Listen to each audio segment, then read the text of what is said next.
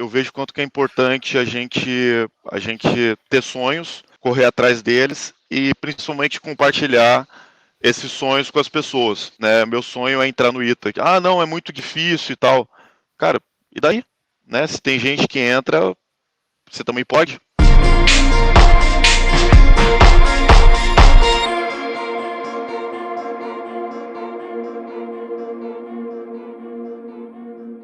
Fala pessoal, tudo bom? Eu sou o professor Bruno Werneck e hoje eu estou aqui, eu vou falar com um cara que é um engenheiro aeronáutico formado pelo ITA, que viajou praticamente todos os continentes desse mundo. Só que tem um negócio interessante, esse cara fez isso de navio. Vocês já pararam para pensar que loucura? Então é o seguinte, antes de apresentar ele, eu quero que você já chegue aí curtindo, já chegue compartilhando com todo mundo para a gente fazer uma live bem legal, tá? A gente vai abrir para fazer perguntas para ele também. Vou contar para vocês um pouco da história dele, assim. Depois ele vai contar em mais detalhes, né? Eu lembro que eu conheci o Leonardo em 2002, quando a gente foi para o ITA. Ele veio lá de Curitiba e tal. Mas ele não é de Curitiba, tem uma história meio maluca, assim. E eu lembro que enquanto a gente estava lá no trote, né, do ITA, que o ITA tem uma semana de trote, lá uma semana de trote, o Leonardo, ele todo dia de noite estudava e tal, e era um dos caras mais estudiosos, né? E aí, ao longo do ITA, ele foi meio que se transformando, assim, né? Ele continuou sendo muito estudioso, porque é muito inteligente, mas eu não sei o que aconteceu. Ele foi lá pra NASA, acho que fizeram alguma coisa com ele lá, que ele voltou loucão, velho. Aí ele viajou o mundo inteiro, cara, fez um monte de coisa legal. Por favor, recebam muito bem o Leonardo Ostan. Explica esse negócio aí no seu nome aí, que tá escrito trincheira aí. O que é isso? O pessoal não sabe, né? Eu sei, mas o pessoal não sabe. Bom, lá no ITA, você não conhece teus amigos pelo primeiro nome, né? A gente só conhece pelo apelido. E pegou tanto esse apelido de trincheira que minha mãe ligava lá no alojamento e falava, quero falar com o Leonardo. Não tem nenhum Leonardo aqui não, isso no meu apartamento. Mas todo apelido tem uma história. Não sei se... E qual que é a sua história? Pode contar? Primeiro dia, né? Os veteranos já vão receber a gente eles voltam das férias só para receber a gente. Eles começam, né, os trotes a partir da meia-noite. Eles entravam no quarto devagar e te levantavam com a cama e tudo, assim, fazendo o chamado o G, né, ejetar. Então você caía da cama e aí depois de, acho que é 3 horas da manhã, eu concluí, né, que eles iam continuar assim, me enchendo o saco a noite toda. E aí que eu peguei, virei a cama, já deixei ela virada, colchão atrás e a parede. E aí o pessoal, eu acho que eu escapei uns 3 dias dos trotes por causa disso, porque eles vinham no quarto e achavam que a cama já estava virada, mas aí teve um dia que eles me descobriram e falaram, pô, o bicho tá entrincheirado, né, é o trincheira. Aí pegou de tal jeito que nunca mais soltou esse apelido. E deixa eu te falar, assim, para o pessoal te conhecer já de cara, né? Porque qual foi a minha ideia aqui? Eu tentei chamar pessoas que têm histórias surpreendentes e inspiradoras. Eu estava conversando com a Lucimara, a gente estava conversando para decidir quem que a gente ia chamar e tal. Aí o primeiro nome da lista foi o Trincheira. A Lucimara falou assim, não, tem que chamar o Trincheira, Nossa. porque ele tem muita Sério? história. Mas antes da gente contar a sua história, eu queria te perguntar, assim, o que você faz hoje, profissionalmente? Sim, hoje eu sou cientista de dados, então eu trabalho diretamente numa empresa norueguesa Ela basicamente tem sensores utilizados para monitorar equipamentos submarinos. É bem interessante, faço parte do corpo de engenheiros deles. Trabalho remotamente, né? Então eu tenho essa liberdade geográfica, graças a Deus. E eu escolhi Florianópolis para morar, né? Então eu tô há 2 anos aqui na ilha e adoro demais aqui esse lugar. É encantador mesmo. Entendi, assim, né? E a maioria das pessoas sonha em trabalhar remoto, né? Muita gente sonha em trabalhar remoto para uma empresa no primeiro mundo e tal, mas o pessoal pensa em trabalhar com programação, com até ciência de dados e tal. Mas o fato é que desde quando eu te conheço, assim, você trabalhou muito tempo sem uma barreira geográfica, podendo morar em qualquer lugar que você quisesse. Você trabalhou muito tempo assim e hoje, pelo visto, você continua trabalhando assim. Por que você escolheu fazer isso? Por que você escolheu dessa maneira? Assim, quando eu decidi trabalhar com petróleo, a minha principal inspiração era conhecer o mundo, sabe? Eu queria conhecer lugares que a maioria das pessoas nunca iria pisar. Trabalhar com engenharia bem bem mão na massa, assim, sabe? Então, na verdade, eu descobri isso depois. A liberdade geográfica, no começo eu viajava muito, porque eu tinha que ir para diferentes campos de petróleo na Ásia, na África, na Europa, América do Sul. E aí eu gostei tanto, porque nesse regime de trabalho, quando você vai trabalhar, né, numa plataforma, num campo de petróleo, você trabalha metade do ano e a outra metade você mora onde você quiser. Né? A empresa basicamente arca com os seus custos todos. Então eu gostei tanto dessa liberdade que vi na tecnologia outra oportunidade de ganhar essa liberdade geográfica. Trabalhar de casa, uma vista dessas aqui de Florianópolis, não tem preço. Se jogar na praia assim no final da tarde, nossa. Eu moro na beira da praia, pra você ter uma ideia, pé na areia. Mas assim, como é que foi essa sua trajetória desde quando você saiu no ITA para chegar na posição que você chegou hoje, assim? Pô, você se formou no ITA, e aí, o que rolou? Então, na verdade, essa minha trajetória meio fantástica, assim, aconteceu quando eu fui fazer estágio na NASA, né? Nessa época, eu acabei pegando ler nas duas mãos de tanto que eu programei para os caras lá. Foi uma experiência única. E aí, quando eu voltei, eu vi que não ia dar para mim fazer um mestrado, um doutorado, seguir com carreira científica. Até porque na época não tinha cirurgia, não tinha muito o que fazer. Falei, cara, tá aí uma coisa que de repente eu vou gostar de fazer, que é trabalhar com petróleo por conta da liberdade geográfica, por conta da falta de computadores. Então eu fiquei de mal com computadores por quase 10 anos, que eu não toquei, não programei uma linha de código. E aí eu fui trabalhar, né, na Schlumberger. Schlumberger é uma empresa de petróleo francesa e que presta serviço para todo o setor de óleo e gás. E lá na Schlumberger, o primeiro lugar que eles mandaram foi no México. Então eu fui trabalhar em campos de petróleo no México, cara, meio do nada, literalmente, jacaré, mosquito, vaca, cachorro, tinha de tudo lá. Até um contato com os sicários também, tinha que ter negociação. E aí me mandaram depois para Venezuela, trabalhei na Venezuela, trabalhei no México, aliás não, depois eu fui para o Brasil, né, eu saí da Schlumberger e entrei na Petrobras, e aí eu queria muito pré-sal, sabe?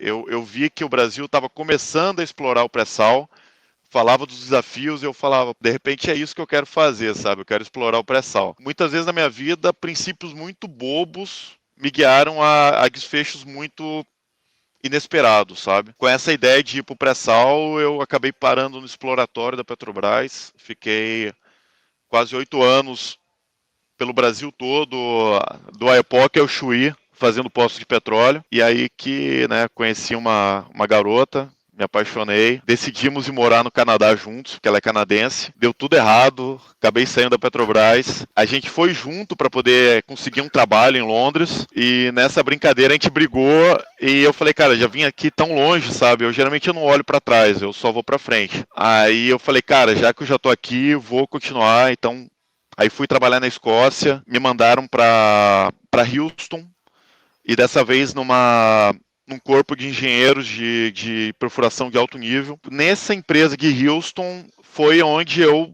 mais viajei na vida, sabe? Depois desse trabalho em Houston, veio a crise do petróleo lá para 2015, mais ou menos. E, tipo, cara, meu salário já estava alto demais e os caras me cortaram, entendeu? Eu prometi que a próxima eu ia juntar meu dinheiro para abrir uma empresa e tentar seguir um propósito, né? Porque se você já atingiu sucesso profissional, financeiro, eu morava em Barcelona, né? O lugar mais fantástico que eu consegui imaginar na época de morar, hoje já acho que é Floripa. Inclusive você foi lá me visitar, né, com a Lucimara. Então vocês me viram, a gente se viu nessa época. Basicamente eu tive essa ideia, né, de abrir uma startup, depois de passar por um retiro de meditação de 12 dias. Eu falei, cara, eu vou abrir uma startup que possa promover, aumentar o índice de justiça no país.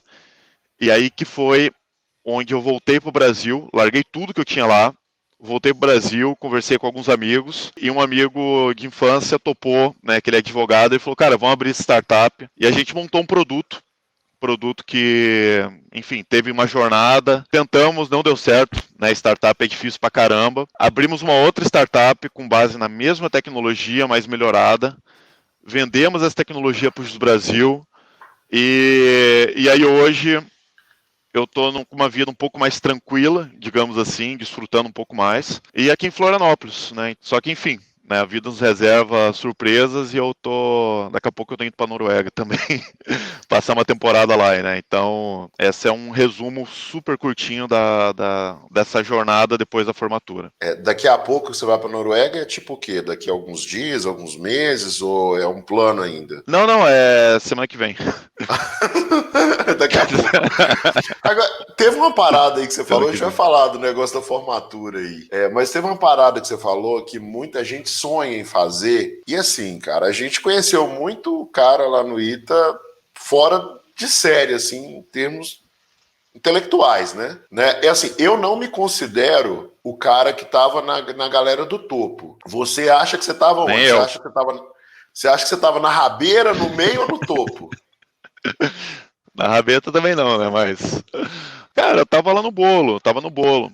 É porque, assim, pra mim, nota não era o critério que ia me levar longe. Eu, desde sempre, assim, no ITA, desde o segundo ano, eu vim investindo numa carreira científica. E eu tinha plena noção de que o ITA, ele é muito grande no Brasil, mas ele não representa muito fora do Brasil. E como eu estava buscando uma carreira científica nos Estados Unidos, eu comecei a trabalhar num grupo de pesquisa e escrever papers, publicar, né, ter publicações, tanto que eu consegui fazer estágio na NASA.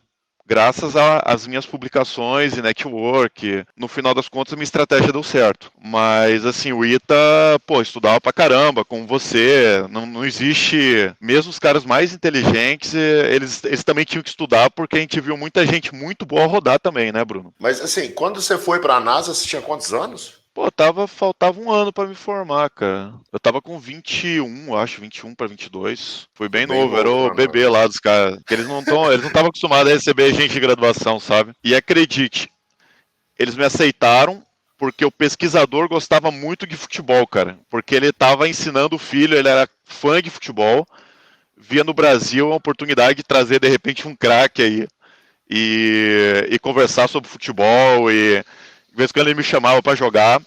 E era a Copa do Mundo e o Brasil também sempre se destacou. Então ele falou, pô, o cara sabe fazer pesquisa, manda bem.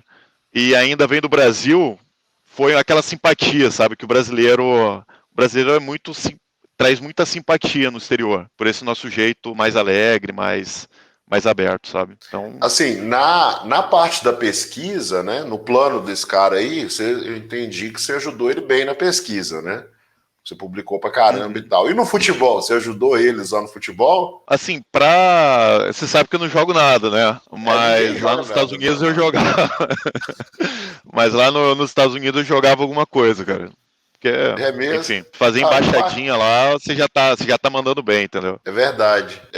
Me fala uma coisa, como é que foi esse lance aí da formatura? O que rolou na formatura, assim, que você... não só na formatura, durante o ITA, teve alguma coisa, assim, muito sensacional que aconteceu, que você, pô, nunca imaginei que isso fosse acontecer, ou alguma coisa muito engraçada? Como é que foi? Cara, assim, vocês lembram melhor as histórias do Ita do que eu, às vezes, sabe? Eu sei que muita coisa aconteceu. O D sempre tá lembrando das histórias. Mas, enfim, o que eu consigo lembrar de histórias sensacionais, assim. Logo no primeiro ano, a gente teve um colega que acabou se descuidando e engravidou uma menina, mais ou menos da idade nossa. E aí ele teve bastante dificuldade, né, pra seguir. E o detalhe é que na noite que ele soube da notícia, cara, ele teve um acidente de carro. Eu acabei organizando uma força-tarefa digamos assim, resgate nos hospitais da cidade. Eu me lembro desse momento agora. Cara, eu me lembro de sair para fazer trilha de pedalada, assim, com o pessoal e passar altos perrengues. Eu me lembro da união que a gente tinha na turma ali, da nossa turma 06, mas principalmente na turma de aeronáutica. Cara, ninguém deixava ninguém para trás. Era muito gostoso, sabe? Eu via que essa questão de nota, de competição e tal, sabe, não rolava. A gente saía para barzinho com os professores, fazia festinha na sala. A faculdade, quando o pessoal conta de outras faculdades, eu vejo que a gente tinha digamos assim, uma proximidade muito maior com os colegas e com os professores do que as outras universidades públicas, por exemplo, sabe? Lá a história começava a aula era legal, né? Eu curtia, mas o clima ali com os colegas era uma das melhores partes da faculdade. Tem umas que a gente não é conveniente contar, né? Não convém, né? Porque é coisa muito reservada, assim, né? A gente conta só offline. Mas, assim, tinha uma parada que rolava também, né? Da gente ter um contato, às vezes, com os caras que já tinham formado há um tempo. De vez em quando, no Sábado das Origens, né? Que é aquele encontro que a galera faz, aparecia uma galera mais velha, contava umas histórias legais para nós. Tinha uma época, lembra que você participou de uma pesquisa, acho que é Kruk que ele chama, de negócio de Caraca, você sono? lembra disso, cara? Eu lembro, Eu porque eu ficava ia. lá, né? O Kruk é um veterano nosso, cara, inteligentíssimo de eletrônica, e ele estava querendo validar o mestrado dele, tipo, aquilo ali lia ondas cerebrais e tentava identificar o sono. Né, excelente, por exemplo, aplicação na indústria automobilística, né? Você está dirigindo o carro, de repente o cara fala, dá uma encostada aí porque você está ficando com muito sono. E aí que ele queria testar, né? Quem melhor para testar, fazer experimentos do que com os calouros, né? E na época eu tava já tinha passado o primeiro ano, voltei mais cedo, né, para a faculdade para dar trote, e o Kruk estava precisando de alguém com computador e com vontade de recrutar, né, o pessoal para poder participar do experimento. E daí a gente ficou bem amigo, ele conseguiu validar as coisas dele, me deu até um livro de presente para fazer computação gráfica, foi interessante, assim. E assim, eu lembro disso porque eu ia lá, né? Então, de vez em quando eu via. Teve uma vez que eu cheguei, eu não sei se era você ou se era o Tomás, que tava cheio de eletrodo na cabeça, assim. Só podia fazer de madrugada, né? Tinha que estar com muito sono para pegar. Então. Aí eu fui lá, eu Você não se lembro. ofereceu para participar, não? Ou ficou com Eu medo? não lembro na época o que rolou, assim. Que eu lembro que eu fui lá, vi e tal, aí conversou rapidinho, saiu. E não era todo dia também, né? Era difícil encontrar, e acabou que eu não sei porque que eu não tentei participar, não. Agora, você falou bastante aí da sua época no ITA, falou até ali no primeiro ano, teve a história da trincheira, né, que você construiu para não tomar trote. Teve uma vez, cara, que para não tomar trote, tinha uns caras da turma que moravam num quarto junto com veteranos, né? E esse veterano namorava com uma moça. E ele raramente, no quinto ano, ele ficava no apartamento. Raramente ele estava lá, né? E aí um dia, pra não tomar trote, eu tava muito ferrado de sono, assim. Eu falei assim, velho, vou lá no quarto dos meninos, que é mais escondido, né? E fui lá pro quarto deles e eu descobri que o veterano não tava lá. Aí eu dormi na cama do veterano.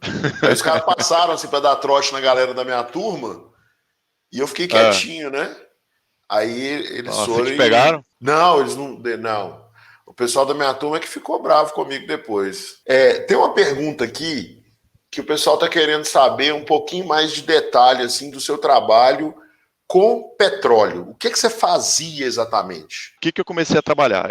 Eu entrei na Schlumberger como trainee de engenheiro de petróleo. Então, engenheiro de petróleo com ênfase em perfuração é o cara que faz o projeto, né, o projeto do poço, cuida da execução e tem dois níveis, basicamente, né? Ou você é engenheiro de petróleo e vira supervisor de perfuração, então você é o cara que está lá na plataforma, abre o projeto e lidera as equipes para poder construir o poço, é como se fosse vamos dizer assim, um engenheiro civil, um mestre de obras, né, em campo. Você tem que conhecer tudo, mas não necessariamente ser o especialista, porque sempre tem um especialista naquela área. Ou então você está em terra, né, no escritório, você faz o projeto e junto com o company man, que é o engenheiro de poço, né, embarcado, vai cuidar da execução. Eu entrei como trainee. Nesse programa de trainee, eu passei desde a parte de estar embarcado, coordenando as operações, como fazendo parte da tripulação. Então, eu passei 6 meses na Venezuela, porque é aquela coisa, você não sabe como fazer, coordenar, digamos assim, projetar uma operação, tem muito detalhe de experiência, sem você fazer de tudo um pouco. Então eu fui mandado para a Venezuela, vamos dizer assim, 6 meses depois de acabar de formar do ITA, eu estava limpando convés de uma plataforma, de uma balsa no meio do Lago Maracaibo. E tipo, com esporão mesmo, hidrojato, pintando. Então, cara, eu passei 6 meses limpando, pintando, ajudando o guindasteiro, carregando cunha de tubo, na torre de perfuração, agarrando o tubo e coordenando o guindaste, cara. Assim, foi bem mão na massa, ajudando os mecânicos. E aí, depois disso, cara, pra mim era tão claro que eu já... Ah, vai acontecer tal coisa. Então, eu já sabia todos os passos intermediários, quanto que se atrasar, se não atrasar, os materiais que precisavam. Tipo, nunca uma operação, nunca uma plataforma parou por falta de material ou falta de coordenação. Eu fazia com muita facilidade isso. Com a Petrobras e com a Schlumberger. Entendi. É mais ou menos isso que vocês querem saber? Não. Só para esclarecer aqui, quando você fala poço de petróleo, é um buraco mesmo, né? Que fazem lá no fundo do mar até chegar na parte das rochas onde tem petróleo, né? Isso. E aí então, você broca dentro, a broca vai furando. Então a gente está falando de profundidade de 4, às vezes poços de, vamos dizer assim, profundidade vertical uns 3.500, 4.000 metros, mas profundidade total, né? Porque a gente perfurava muito poço horizontal. Então você perfura vertical até uns 2.000 metros, por exemplo, e depois mais 5.000 metros na horizontal, assim, empurrando literalmente o tubo. É muito legal você ver a coisa em construção, sabe? Você participar da construção de algo. É o que me move, sabe? Entendi. E até hoje, se você for pensar bem no seu trabalho, você faz isso, né? Porque você participou da construção de vários poços de petróleo, aí depois você participou da construção de uma empresa que foi vendida, aí agora você está participando da construção de um sistema de dados, com certeza vai aumentar muito a eficiência da empresa, né, na qual você trabalha. Então isso é bacana, assim. Mas só que, para você chegar nesse ponto, um dia você pensou em fazer ITA. E a gente está conversando aqui com o iteano, a gente quer entender, assim, como que foi a sua trajetória desde o momento em que você pensou em fazer ITA até o dia que você passou no ITA. Tá aí uma história legal para contar. Eu decidi que queria fazer ITA mais ou menos na 5ª série. Eu sempre fui ficcionado por computadores e queria aprender a programar, né? Queria fazer engenharia de alguma coisa relacionada a sistemas. Eu me lembro que eu abri uma revista, aquela PC Magazine Brasil, e tinha uns 5 caras de destaque, né, no mundo da computação no Brasil, e 3 deles eram no ITA. Então, na verdade, assim, a minha decisão de ir pro ITA foi por um critério muito simples. Eu falei, bom, se 5 caras, 3 eram do ITA, provavelmente é essa faculdade que eu tenho que fazer. E eu sempre busquei fazer e estar entre os melhores, sabe? Porque, querendo ou não, tem aquela regra, né? Eu não sabia na época, mas aquela regra que você é meio que a média das 5 pessoas que te cercam. E eu sempre acreditei que se você quer atingir excelência, você tem que estar trabalhando e convivendo com pessoas excelentes. E aí, na época, eu decidi querer fazer ITA, botei isso na cabeça. E assim, eu não entendo muito bem por que eu tive tanta garra para nem olhar para os lados. Minha mãe falava, filho, mas se você não passar? Não, eu passo outro ano.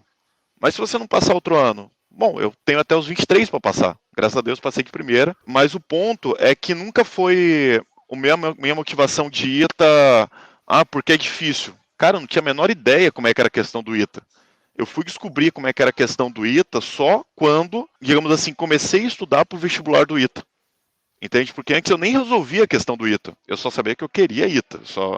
Esse era o meu critério fundamental. Da minha trajetória de estudos, né? O que me motivou a estudar? Cara, por incrível que pareça, foi no começo, né? Meio que assim, uma outra coisa que eu acho muito interessante é que o sucesso é o acúmulo de pequenas vantagens, pequenas vitórias, digamos assim. E eu me lembro que quando eu estava com 12 para 13 anos, eu trabalhava como boleiro em quadra de tênis, né? Eu catava bolinha porque eu queria comprar um computador para mim. Porque eu era tão ficcionado em computador que eu queria ter um computador. E eu precisava juntar dinheiro e era muito caro. Então minha mãe sugeriu, minha família, todo mundo joga tênis. Por que você não vai catar bolinha? De repente você ganha dinheiro e compra o teu computador. E aí foi isso que eu fui fazer, né? Meu primeiro trabalho foi em quadra de tênis. Só que daí 1 ano e meio depois, já, né, eu consegui comprar um computador, acho que em 6 meses eu já estava com o computador em casa, pagando a prestação direitinho, mas estava lá, e começando já meus primeiros passos de programação. E eu me lembro que baixou o Ministério do Trabalho lá no clube, sabe? E fala, não, o menino é criança, não pode trabalhar, né?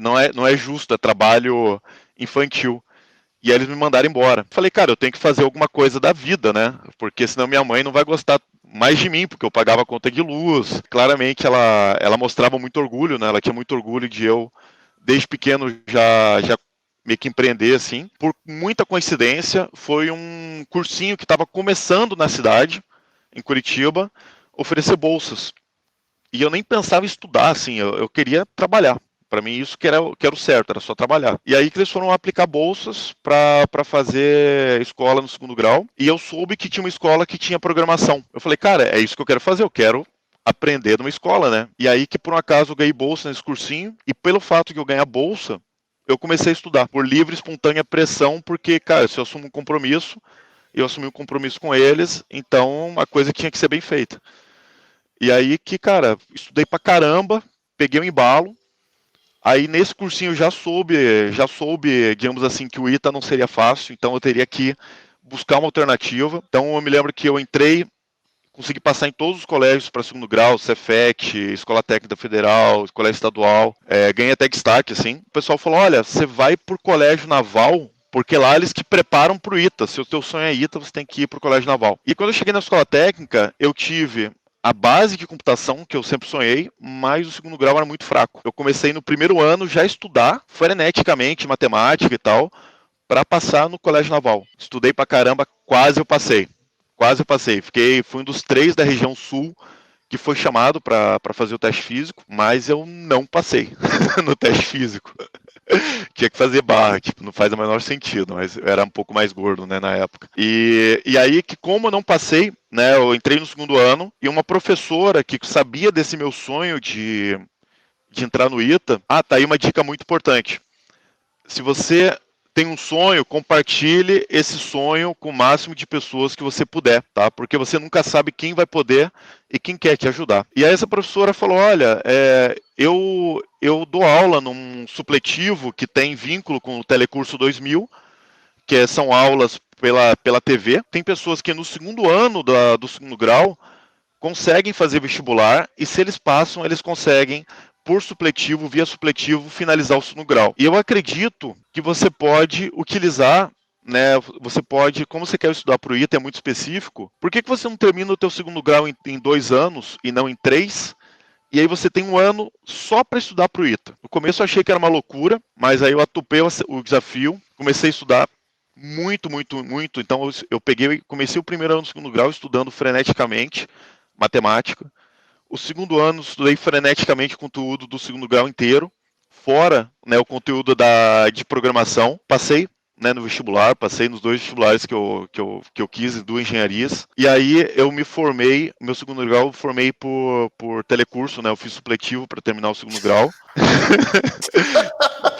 Terminei por... Espera aí, Teixeira, deixa eu resumir aqui, deixa eu ver se eu entendi. Por quê? Porque a gente às vezes precisa assimilar as coisas e organizar, né? Então foi assim, você era catador de bolinha, você queria comprar um computador, aí você virou catador de bolinha. Aí, só que o Ministério do Trabalho foi lá e te proibiu de trabalhar, não é isso? Você, sem saber o que fazer, de alguma maneira caiu uma prova de bolsa na sua frente, você foi fazer a prova de bolsa, aí você começou a estudar, Passei. passou no Cefet. Isso. Aí lá no Cefet, uma professora falou assim, por que você não faz telecurso segundo grau? Para você pegar o diploma mais cedo e poder estudar para o ITA. Aí você fez o telecurso, passou, você ficou aí, para o ITA. continuando a história. E aí depois você foi para a NASA. Olha então, só, tipo assim, você era o único cara da NASA que tinha formado o ensino médio com supletivo. Então eu vou colocar essa chamada no vídeo. Olha só a chamada que eu vou colocar no vídeo. Vai dizer assim, como ele chegou na NASA tendo feito supletivo. Telecurso 2000. Telecurso 2000. É muito massa, mas continua 2000. contando a história. Aí, cara, imagina, eu tava com 17 anos, né? Tinha acabado de fazer 17 anos, já tava indo para engenharia elétrica no Cefet, que agora o TFPR, né? Mas eu tava indo para faculdade já com 17 anos, bem, bem novinho. E aí, como eu não tinha dinheiro, né? Tipo, cara, minha família é humilde, né? Minha mãe é costureira, enfim, meu pai acabou ficando ali pela Bahia, né? Eu sou baiano, sou nascido na Bahia, e minha mãe é paranaense. E, cara, minha mãe ganhou, né? Ela sustentou a família com muito trabalho suado e a gente sempre ajudou ela costurando, né? Aí eu tinha que ir para a faculdade caminhando. Eu caminhava, sei lá, brincando assim, uns 3, 4 quilômetros por dia. E aí nesse caminho, eu me lembro que eu vi uma plaquinha, preparatório para escolas militares. XPSEX, AFA, ITA. Eu falei, caramba, existe um cursinho de ITA em Curitiba, porque não tinha. E a melhor alternativa seria ter dinheiro e ir para um cursinho que tem aí em São José dos Campos. Né? Não tinha quadro na época, hoje, cara, quadro me salvaria, literalmente me salvaria.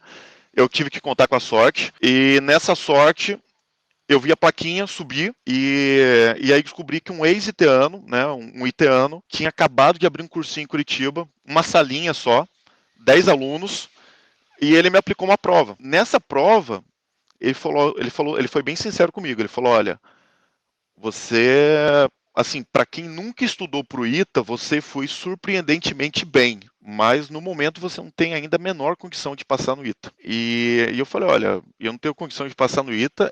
Hoje vou estudar para passar, mas eu também não tenho condição de pagar o cursinho. Então aí ele me deu bolsa, né, ele acreditou, me deu bolsa, eu pagava acho, R$ 50 por mês para pagar pelas apostilas, né, pelo xerocão. No começo, nesse cursinho, tá aí uma dica bem interessante também. No começo do cursinho, eu ficava entre os últimos, porque já era uma galera que já estava tentando há muito tempo, tinha gente que já estava 2 anos tentando, e eles mandavam bem pra caramba nas provas de física, matemática, química, só que eles mandavam muito mal na aula de português. E, cara, tipo, minha mãe é professora de português também. E ela sempre nos fez estudar bastante português. E aí eu percebi que o peso do português é o mesmo de matemática, é o mesmo de química, é o mesmo de física. Então eu peguei essa estratégia. Eu comecei a estudar português todo dia. Apesar de gostar muito de matemática, cara, eu estudava português todo dia, que se resumia a 1 hora, mais ou menos, que era o que eu aguentava estudar de português, porque, cara, eu sou exatas, né, cara, eu adoro matemática. Só que em 3 meses, apesar de eu não tirar 10, 9 em matemática física, eu consegui fazer com que todas as minhas notas fossem acima de 8. E isso foi o suficiente para já ser o primeiro do cursinho a partir de 3 meses de preparação. E aí que, né, muito estudo, minha mãe ficava preocupada comigo, porque ela falava: filho, você passa muitas horas estudando. Se você continuar assim, eu vou ter que tirar a luz do teu quarto. E, enfim, ela nunca tirou, mas era um sonho que, para mim, é um grande sonho. Então, eu seguia dedicando, né? Não existe caminho fácil. E no final, eu fui um dos 2 da região sul que entrou no ITA. Do cursinho passaram 2, de uma turma de 10. Cursinho muito bom. Então essa é a dica, segunda dica que eu dou, né? Estude português, porque conta igual. Não Conta sei se igual. agora, né? Como é que tá agora, Bruno? Não, agora conta até mais, né? Porque a redação ela vale 20% da nota total, né? A redação ela vale muita coisa da nota, mas conta igual e tem muita gente que faz isso também, que mandou bem em português. Não foi o meu caso, assim, eu não mandei muito bem em português. Mas se eu tivesse estudado português, teria passado mais fácil. Você falou dos momentos difíceis, né? Teve alguma coisa assim que você viveu nessa época de preparação? Algum desafio que você teve que vencer? Você acha que impactou na sua vida a ponto de impactar até no profissional que você é hoje? Com certeza. Como falei, né? Minha mãe é assim, a minha ídola, né? Você fala assim, quem que é... Me lembro que uma época atrás teve aquele debate, né? Os heróis do BBB, cara. BBB não é herói de nada. E daí eu fiquei pensando, cara, quem que é meu herói, sabe? Eu pensei na minha mãe, porque ela sempre me motivou, me incentivou. E, cara, eu me lembro que eu ia pro shopping, ficar sentado das 8 da manhã até as 8 da noite, numa mesinha que montava no shopping lá em Curitiba, e eu ficava estudando. Porque não tinha. Eu tinha que estudar, mas eu também tinha que trabalhar, sabe? O principal é que, cara, trabalho duro compensa sim. Eu perdi o medo sei lá, ter entrado no ITA, eu não tive medo de entrar no ITA em nenhum momento, sabe? Eu sabia que ia acontecer também na NASA, cara, foi uma loucura a história da NASA, porque, na verdade, tudo partiu de um e-mail que eu mandei para eles, falando, gente, posso trabalhar para vocês? E foi só isso, tipo, não tive processo de seleção. Como você falou, cara, no ITA com certeza tinha gente muito mais cabeça do que eu, que jogava, sei lá, xadrez mentalmente, mas eu não tive nenhuma concorrência, cara. Eu só tive a visão de que, por que que eu não, por que não, entende? Então, essa força que minha mãe me deu para nunca ter medo de tentar, né, ir atrás dos sonhos, eu acabei entrando na NASA pelo simples fato de mandar um e-mail para eles perguntando, posso trabalhar para vocês? E lógico, né, com inteligência, com estratégia. Então, tipo, no começo, eles falaram, pode vir, mas a gente não tem recurso financeiro para pagar um aluno de graduação, né? Não existia isso para eles. Só ia gente de doutorado, mestrado pelo menos finalizado, sabe? Então eles não tinham bolsa, ainda mais para um brasileiro. Então eles meio que eles gostaram tanto da minha força de vontade, porque eu também não sabia inglês. Eu não falava inglês. Então as pessoas me ajudavam. Muita gente me ajudou a realizar o sonho. E muita gente me ajudou a realizar os sonhos porque eu sempre fui de compartilhar os sonhos com as pessoas que eu confio, sabe? E na NASA foi assim, primeiro eles falaram, você pode vir, mas a gente tem que checar a burocracia. Depois eles falaram, olha, a gente tá vendo que a burocracia é um pouquinho pesada, tá? A gente vai continuar vendo isso. E os meses foram passando, eu tinha que, de um lado, todos os dias, eu buscava alguém para tentar me patrocinar, seja por ajudar com passagem aérea, eu ganhei passagem aérea da TAM, eu ganhei seguro de saúde do Departamento de Aeronáutica, eu ganhei bolsa do Instituto Nacional de Pesquisas Espaciais, eu ganhei bolsa de vários órgãos que puderam me ajudar, pessoas, sabe, todo dia eu ia com a minha pastinha tentar vender, né, vender esse sonho. E chegou dezembro, tipo, cara, eu tinha um mês para embarcar e a NASA ainda não tinha me dado a confirmação final, porque eles viram que a burocracia era muito grande, tinha que ter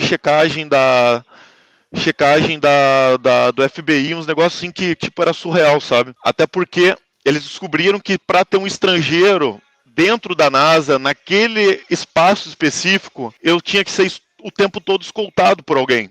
Então alguém sempre tinha que botar o deles na reta. E o fato é que, por uma outra grande sorte na vida, acho que eu tenho muita sorte, o professor que era meu orientador na graduação, né, o João Azevedo, que já virou, inclusive, presidente do CNPq, presidente da Agência Nacional Brasileira, um cara fantástico.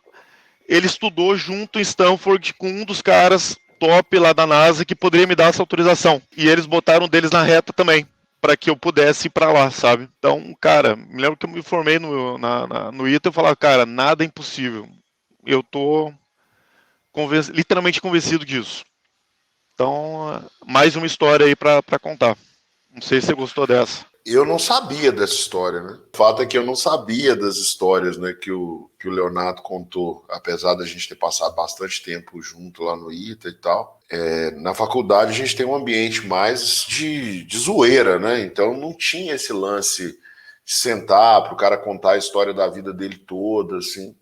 Era muito raro, né? Só a galera que conhecia mesmo. E o Trincheira, o Leonardo, né? Chamava ele de Trincheira, é um cara que assim, ele contou a história e foi bastante emocionante, mas ele é o cara da zoeira, né? Brincalhão e sempre brincando com todo mundo, né? E esse processo aí da NASA, eu lembro de ter ido no seu apartamento e você falar que estava programando. Eu lembro até que eu te perguntei assim, cara, você gosta tanto de programação, por que você foi trabalhar na aeronáutica? E aí você me falou assim, cara, programação eu já sei pra caramba, eu consigo desembolar sozinho, e avião é um negócio que eu acho sensacional e não sei nada ainda, né? Eu preciso aprender aqui, né? E no final das contas você não trabalhou com aviação, né? Você trabalhou com petróleo e computação.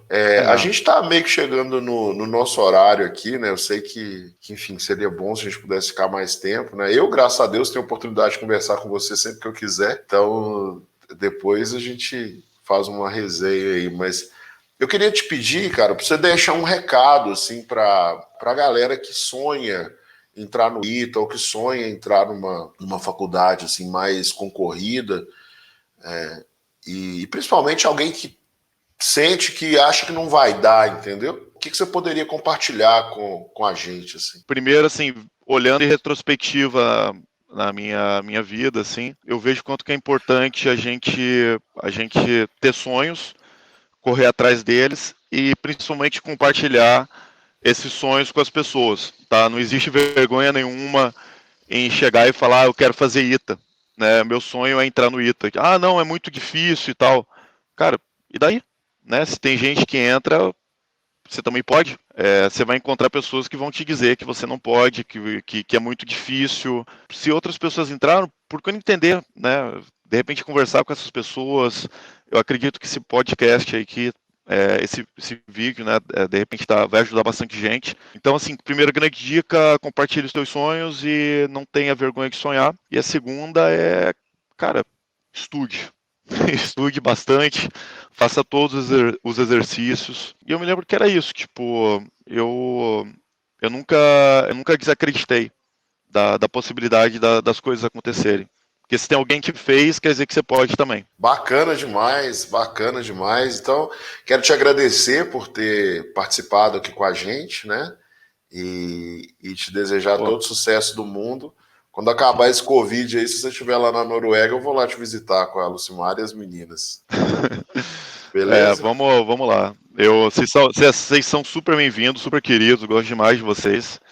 E agradeço pela oportunidade, né, de compartilhar e se emocionar um pouco aí nessa entrevista, porque muita coisa vai voltando e, enfim, eu acabo vindo assim do coração mesmo. Então, enfim, espero ter ajudado e desejo muito sucesso para vocês e para os teus alunos aí também. Tá bom, Bruno? Tá jóia. Brigadão. Então, gente, esse aí foi o Leonardo que falou com a gente sobre a história dele. Espero que vocês tenham gostado. E a gente faz com muito carinho. A gente gosta muito de compartilhar essas histórias com vocês, tá? Um grande abraço e até logo. Um grande abraço para você, Leonardo. Abração.